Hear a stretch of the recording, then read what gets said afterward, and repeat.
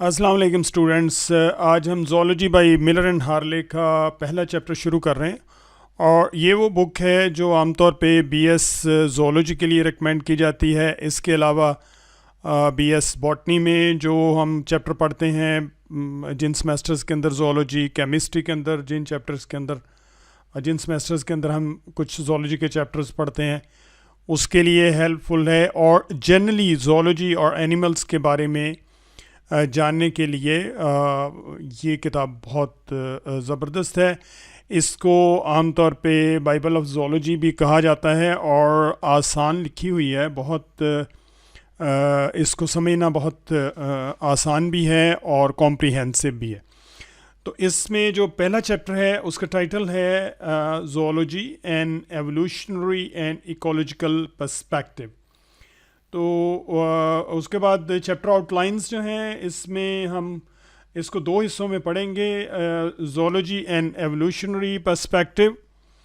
और इसमें इसके दो हिस्से होंगे, एवोल्यूशनरी प्रोसेसेस कैसे चलते हैं और एनिमल क्लासिफिकेशन क्या है, और एवोल्यूशनरी रिलेशनशिप्स जो हैं वो एनिमल्स के अंदर कैसे हैं। उसके बाद जो सेकंड हिस्सा है उसमें हम देखेंगे कि zoology and ecological perspective and world resources and endangered animal, किस तरह से जो हमारी पॉपुलेशन है एनिमल्स की किस तरह से अफेक्ट कर रही है हमारे ओवरऑल इकोसिस्टम के ऊपर, हमारे रिसोर्सेज किस तरह से डिस्ट्रीब्यूटेड हैं, किस तरह से प्रोड्यूस होते हैं और किस तरह से एनिमल लाइफ के ऊपर जनरली अफेक्ट होते हैं एक एनिमल दूसरे एनिमल के ऊपर। ओवरऑल हमारा जो इकोसिस्टम है which is very delicate ecosystem of the earth, तो वो कैसे इससे मुतासर होता है। ये एक पिक्चर है सामने, इसको पहले पढ़ लेते हैं क्योंकि आमतौर पे स्टूडेंट्स को मैंने देखा है कि वो जो पिक्चर्स होती हैं और जो टेबल्स होते हैं और जो ग्राफ होते हैं उनको वो आमतौर पे पढ़ते हुए या नीचे चूँकि थोड़ा सा बारीक लिखा होता है तो उसको आमतौर पे वो स्किप कर देते हैं। लेकिन ये बहुत इंपॉर्टेंट इसलिए होती हैं कि इनका कोई मकसद होता है और जो ओवरऑल आप एक ओवरव्यू ले रहे होते हैं या पूरा चैप्टर पढ़ रहे होते हैं तो उसमें इसकी एक अहमियत होती है। और जब तक आप उसको पूरी तरह से नहीं देखेंगे तो तब तक बहुत मुश्किल हो जाएगा। हेल्प बुक्स आसान होती हैं, कुक मटेरियल होता है, लेकिन वो आपको एक कॉम्प्रिहेंशन ऑफ द सब्जेक्ट नहीं देता। यही वजह है कि आपके नॉलेज के अंदर डेप्थ नहीं आती और आप सुपरफिशली चीज़ों को देखते रहते हैं। तो इस पिक्चर को देखिए, ये फिशरमैन हैं कुछ जो फ़िशिंग कर रहे हैं या फ़िशिंग से वापस आए हैं। ट्रेडिशनल सा इन्वायरमेंट है, आमतौर पे पुरानी कश्तियां हैं पुरानी तर्ज की, और इनमें मुझे कहीं नज़र नहीं आ रहा है, कहीं मोटर बोट भी लगी हुई होगी। और ये generations of law fisherman on lake Victoria Africa के अंदर है। Africa have caught cichlid fish including tilapia, जो हमारे यहाँ भी अब पाई जाती है तिलापिया। काफ़ी लोग इससे फेमिलियर होंगे और ये मैं आपको बताता हूँ कि कैसी होती है as a mainstay of their economy. हमारे यहाँ भी अफ्रीका से आई है, हमने साल्ट वाटर लेक्स के अंदर डालने के लिए ये तिलापिया फ़िश लेके आए थे। और इनको आमतौर पे अगर आप मार्केट में जाएं तो तिलापिया नाम के इनको जो बेचने वाले हैं वो चिड़ा फ़िश के नाम से बेचते हैं आमतौर पे। So recent introduction of the Nile perch Lates niloticus, ये नील दरियाई नील से आई है और वो झील विक्टोरिया के अंदर जो है वो इंट्रोड्यूस हुई है। Has change the lake Victoria ecosystem and the fishing economy of the lake.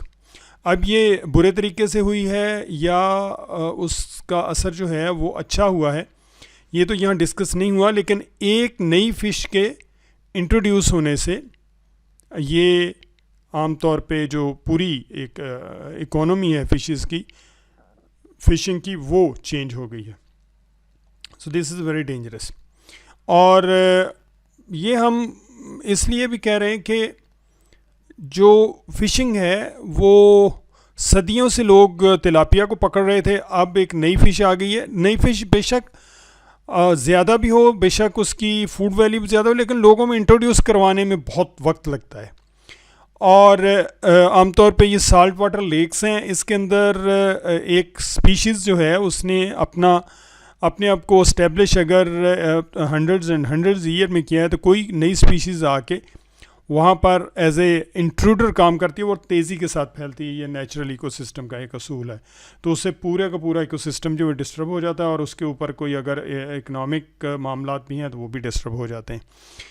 इसके बाद हम चैप्टर को शुरू करने जा रहे हैं। ज़ूलॉजी ग्रीक वर्ड से निकला है, और ये दो अल्फाज हैं। वन इज़ द जूऑन, जिसका मतलब एनिमल है, और plus logos, to study is the study of animals, and it is one of the broadest field of all the science because of the immense variety of animals and the complexity of the processes occurring within the cell. आमतौर पे जब भी आप science की कोई branch पढ़ते हैं या डिसिप्लिन पढ़ते हैं तो उसमें लिखा होता है कि ये सबसे इम्पॉर्टेंट है, लेकिन ज़ूलॉजी के बारे में मैं आपको बता दूं कि ये वाकई इम्पॉर्टेंट इसलिए है कि इंसान इसको अगर पढ़ता है तो वो अपने बारे में जानना चाहता है। और आपको पता है कि इंसान बुनियादी तौर पे एक सोशल एनिमल है, और उसके जो सिस्टम्स हैं, जो उसकी एनाटॉमी है, फिजियोलॉजी है, और उसकी जो रिक्वायरमेंट्स हैं सारी की सारी, वो एनिमल से मिलती जुलती हैं। उसको जो इंसान बनाती हैं वो और चीज़ें हैं,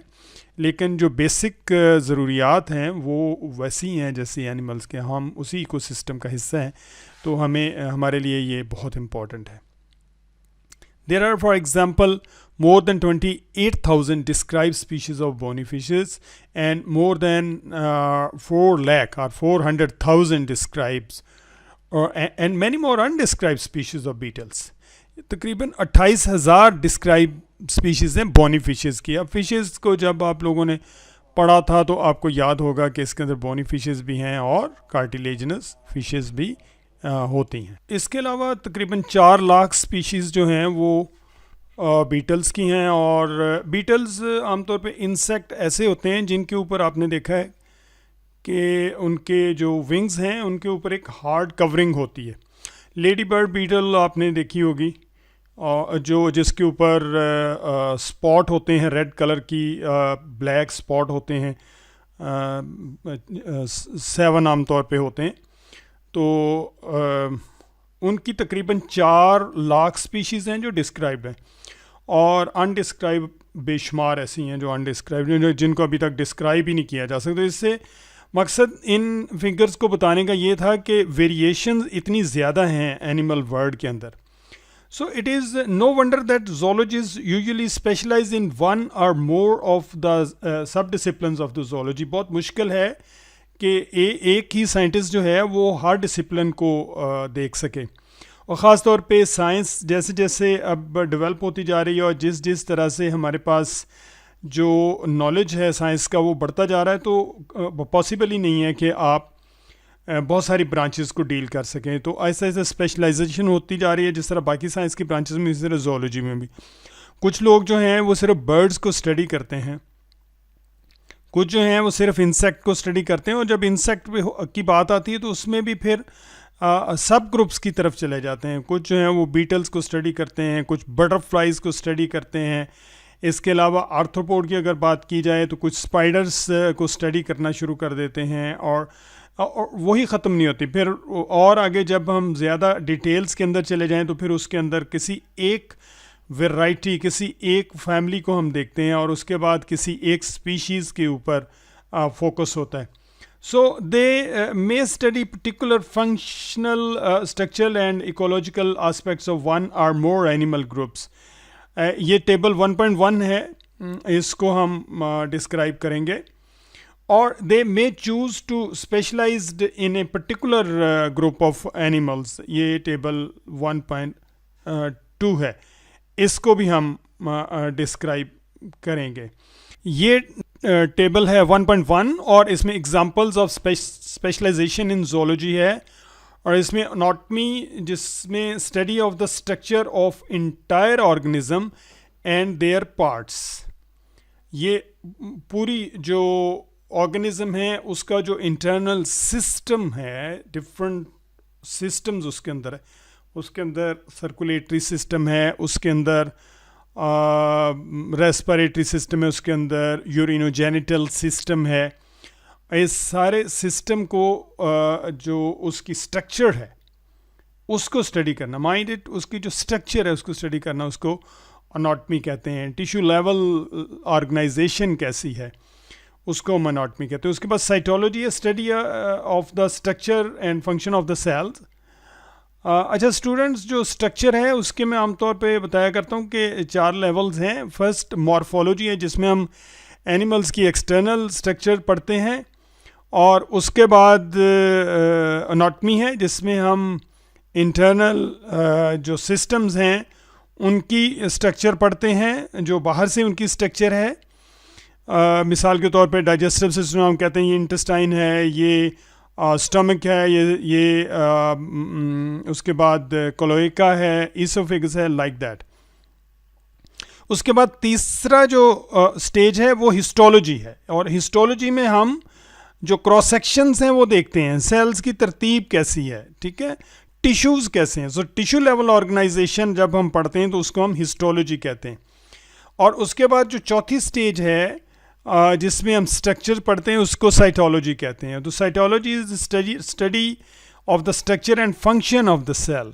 और उसके बाद एक 5वीं स्टेज भी है जिसे हम मोलेकुलर बायोलॉजी कहते हैं, और उसमें फिर हम जो सेल्स हैं उनमें मॉलिक्यूल्स कैसे काम करते हैं, मॉलिक्यूलर लेवल के ऊपर जब हम जाते हैं। तो ये 5 स्टेजेस हैं बेसिकली स्ट्रक्चर को स्टडी करने की ऑफ द एनिमल्स। अच्छा जी, उसके बाद इस टेबल पे आते हैं, तो उसके बाद comparative genomics and bio informatics है। ये कंपैरेटिवली आपको नया डिसिप्लिन मिलेगा, और study of the structure, function and evolution of the genetics compositions of groups of animals using computer based computational methods। ये बायोइन्फॉर्मेटिक्स में हम जो बहुत सारा डाटा है वो देखते हैं, और कंपैरेटिव जीनोमिक्स का मतलब ये है कि हम जो जीन स्ट्रक्चर्स है डिफरेंट एनिमल्स की उसको कंपेयर करते हैं, और जो कंप्यूटर मॉडल्स हैं उनमें उनको परखते हैं कि इनके अंदर डिफरेंसेस क्या हैं और इनके अंदर सिमिलैरिटीज़ कौन सी हैं। उसके बाद हमारे पास इकोलॉजी है, study of the interaction of organism with their environment. और ये इस पे इकोलॉजी पे हम बहुत सारी बातें करेंगे और बीच में चलता जाएगा। उसके बाद एम्ब्रियोलॉजी है, study of the development of an animal from the fertilised egg to the birth और हैचिंग, वहाँ से लेकर जो डेवलपिंग एग है जैसे फर्टिलाइज होता है और उसके बाद एम्ब्रियो बनने तक और बर्थ तक सारे प्रोसेस को हम एम्ब्रियोलॉजी में पढ़ते हैं। उसके जेनेटिक्स है, study of the mechanism of transmission of traits from the parents to the offspring, genes किस तरह से ट्रांसफ़र होते हैं और वो फैक्ट कैसे करते हैं। जेनेटिक्स जो है वो सिर्फ छोटी सी चीज़ ही नहीं है, सिर्फ ट्रांसमिशन ही को हम नहीं पढ़ते, बल्कि जीन की स्ट्रक्चर क्या है, उसके करैक्टरिस्टिक क्या हैं, किस तरह बनते हैं। और जेनेटिक्स के अंदर हम this is perhaps the most comprehensive, even genetics have then again further sub you can say divisions like genetic engineering and many others. Histology अभी हमने बात कर ली, स्टडी ऑफ टिश्यूज़ है, और मोलेकुलर बायोलॉजी की हमने बात कर दी है, study of subcellular details and structure and function. Cells के बाद मॉलिक्यूल्स आ जाते हैं तो उसकी स्टडी को हम मॉलिकुलर बायोलॉजी कह देते हैं। और पैरासाइटोलॉजी में हम study animals that live in और on other organism at the expense of the host. Parasites बहुत सारे हमारी इंटेस्टाइन के अंदर जो माइक्रो ऑर्गेनिज्म रहते हैं वो एज ए पैरासाइट काम करते हैं। इंटरनल भी होते हैं, एक्सटर्नल भी होते हैं। पेट के सारे कीड़े पैरासाइट हैं। लाइस है जो सर के अंदर, जैसे आप जुएं वगैरह कहते हैं, टिक्स हैं, माइट्स हैं, ये सारे पैरासाइट हैं। उसके बाद physiology, the study of function of the organism and there part. Normal functioning जो है एनिमल्स की, उसकी स्टडी को हम फिजियोलॉजी कहते हैं। और अगर ये अब नॉर्मल हो जाए तो फिर वो पैथोलॉजी हो जाएगी, वो तो डिजीज़ कंडीशन है ना जिसके अंदर हम उसको स्टडी करते हैं। और उसके बाद फिर सिस्टमैटिक्स है, study of the classification and the evolutionary inter relationship among animal groups. और इसको हम सिस्टमैटिक्स और टेक्सोनॉमी में डिफरेंस जो है वो हम जब इसको हम क्लासिफिकेशन पढ़ेंगे तो उसमें भी बताएंगे। जो टेक्सोनॉमी है उसमें हम सुपरफिशियली देखते हैं कि कौन सा एनिमल किससे मिलता है और किससे फ़र्क है, तो हम उनको ग्रुपिंग कर देते हैं। सिस्टमैटिक्स तरह डीपर स्टडी है, इसमें हम ये देखते हैं कि ये एनिमल आया कहाँ से, इसके एंसेस्टर कौन से, एवोल्यूशनरी रिलेशंस इसके कैसे बनते हैं। ठीक है जी। उसके बाद नेक्स्ट टेबल है which is 1.2 examples of the specialisation in the zoology by taxonomic categories subdisciplines हैं, और इसकी डिस्क्रिप्शन है मिसाल के तौर पे एंटोमोलॉजी है, इसको हम स्टडी ऑफ इंसेक्ट कहते हैं। हर्पेटोलॉजी है, स्टडी ऑफ एम्फीबियंस, अगर हम जो एम्फीबियंस को स्टडी करते हैं तो उसमें हम और रेप्टाइल्स उसको हर्पेटोलॉजी कहते हैं। इक्थियोलॉजी स्टडी ऑफ फिशेस है। Mammalogy study of mammals. Ornithology study of birds. And protozoology study of protozoa, जिसे आजकल प्रोटेस्टा भी कहते हैं, जो जिस यूग्लिना है, अमीबा है, पैरामेशियम, ये आप मैट्रिक में और इंटर में पढ़ते रहें and you are much familiar with this you can say words and animals. So ये दो टेबल्स थे जिनका हमने अभी जिक्र किया था, और हम वापस अपनी जो लाइंस हैं उनके ऊपर जाते हैं ताकि आप वहाँ से फिर हम उसको कंटिन्यू कर सकें। Ichthyology for example is the study of fishes, and ichthyologist जो फिशेस को स्टडी, हमने कहा था study of fishes is known as ichthyology, और जो फिशेस को स्टडी करते हैं उनको हम इक्थियोलॉजिस्ट कहते हैं। So ichthyology for example is the study of fishes, and ichthyologist work to understand structure, function, ecology and evolution of fishes. And these studies have uncovered an amazing diversity of fishes. उनकी जो fishes है उन कैसे काम करती हैं, वो किस एनवायरनमेंट के अंदर रहते हैं, उनका एवोल्यूशन कैसे हुआ है, ये सारे इक्थियोलॉजिस्ट स्टडी करते हैं। और जो डाइवर्सिटी है फिशेस की, which is a fascinating word, उसको अनकवर करते हैं। One large family of bony fishes, जिसको हम सिक्लिडी कहते हैं। सिक्लिडी उसने एक एग्जांपल दी है, एक फैमिली की बात की है, और इसलिए कि इसके अंदर वेरिएशंस काफ़ी हैं, बाकी के अंदर भी बहुत है, तो एक एग्जांपल ले ली हमने। कंटेन्स 2000 to 3000 स्पीशीज़ एक फैमिली के अंदर, जो अभी तक डिस्क्राइब है। हो सकता है कल को कुछ और भी हमें मिल जाए। So members of this family include the familiar tilapia species that grace our dinner plates, and a host fish that hobbyists maintain in freshwater aquaria. Tilapia जो वो तो हम पका के खाते हैं, हमारे डिनर प्लेट्स को सजाती हैं, और कुछ और उसकी स्पीशीज़ हैं जिनको छोटी साइज़ की हैं और फ्रेश वाटर एक्वेरिया में उनको रखा जाता है। आमतौर पे ये साल्ट लविंग हैं, थोड़ा बहुत साल्ट अगर पानी के अंदर हो तो उसको ये पसंद करती हैं। जो पाकिस्तान के अंदर भी तिलापिया आई थी वो भी हमने साल्ट वाटर लेक्स के अंदर डालने के लिए लेके आए थे। So cichlid species range in length from 2.5 centimetre to 1 metre and have an enormous variety of colour pattern. उसकी जो साइज़ होता है वो 2.5 सेंटीमीटर से लेकर 1 मीटर तक, और 1 इंच के अंदर स्टूडेंट्स 2.54 सेंटीमीटर होते हैं। इससे आप अंदाज़ा लगा लें थोड़ा सा। सो इनका 1 मीटर का तो आपको पता है कितनी, तो बहुत बड़ा साइज़ भी हो जाता है और बहुत छोटे साइज़ की भी ये सिक्लेट्स होती हैं। कलर पैटर्न बहुत ज़्यादा है, और हैबिटेट्स एंड बॉडी फॉर्म्स बहुत किस्म की हैं। इनको हम पहले इनकी शेप देख लेते हैं और उसके बाद फिर हम यहीं पर ही आ जाएंगे। ये देखिए, ये सिक्लेट्स हैं, इनमें कलर्स और इनकी कलर पैटर्न, और ये देखिए आप फिगर 1.1 जिसका जिक्र हुआ था, cichlids of Africa exist in an amazing variety of colour patterns, habitat and body forms. ये जो पहली फिश है ये वाली, इसके बारे में उसने लिखा है कि this dog tooth cichlid is native to lake Malawi in Africa and the female of the species broods developing eggs in her mouth to protect them from predators. और जो सेकंड है वो फोंटोसा है इसका नाम, और is native to Lake Tanganyika in Africa. ये दो लेक अफ्रीका के अंदर बहुत सारी सॉल्ट वाटर लेक्स हैं, तो ये उन्हीं के अंदर हमें देखने को बिल्कुल एक जैसी लिखते हैं, लेकिन जब आप इनको गौर से देखें तो आप देखिए इनकी शेप में बहुत ज़्यादा फ़र्क है. ये स्लाइटली आप समझें कि ब्रॉडर इन शेप है, और ये स्लाइटली जो है वो मोर फ्यूजिफॉर्म है, एंड यू कैन से इलोंगेटेड इसकी बॉडी फॉर्म है. सो ये दो फॉर्म्स हैं जिनका जिक्र हुआ है अभी. सो हम वहीं से स्टार्ट करते हैं. These fish include algae scrapers like Eretmodus है that nip algae. अब इनकी feeding habits बहुत different है, ठीक है. Ichthyologists have described a wide variety of feeding habits in the cichlids, and these fishes include, पहला ग्रुप जो है वो algae scrapers हैं like Eretmodus that nip algae.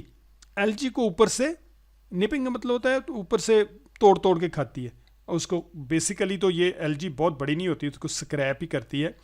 With chisel like teeth. Chisel कहते हैं ये जैसे छेनी होती है ना, उस तरह से, वहाँ उस तरह के इसके टीथ होते हैं. इंसेक्ट पिकर्स है ये दूसरा ग्रुप है. लाइक इसको हम टांगा निकोडस कहते हैं, वो टांगानिका लेक के अंदर पाई जाती है. और एंड स्केल ईटर्स, और जो तीसरा ग्रुप है वो स्केल ईटर है. दूसरी फिशेस जो हैं उनके स्केल्स को खाती है, और इसको प्रेसोडस कहते हैं. सो ये तीन हैं, इरेटमोडस और टांगानिकोडस और प्रेसोडस.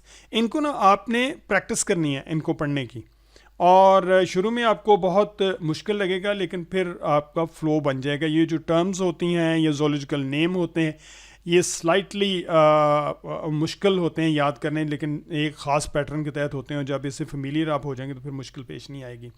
All cichlids have 2 pairs of jaws. The mouth jaws, जैसे हमारे जो हैं वो 2 ही जबड़े, इसके 4 हैं, 2 पेयर्स हैं, 2 सामने हैं और 2 पीछे हैं. The mouth jaws are used for scraping और nipping food. And the throat jaws, अब उसके गले के अंदर भी 2 जबड़े हैं, are used for crushing and macerating food before it is swallowed.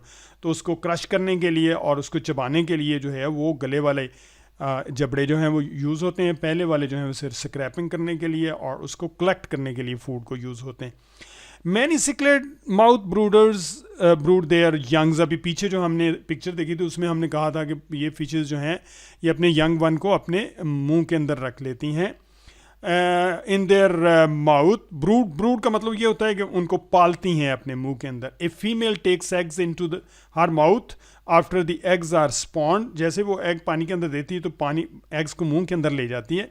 She then inhale sperm released by the male, and fertilization and development takes place within the female's mouth.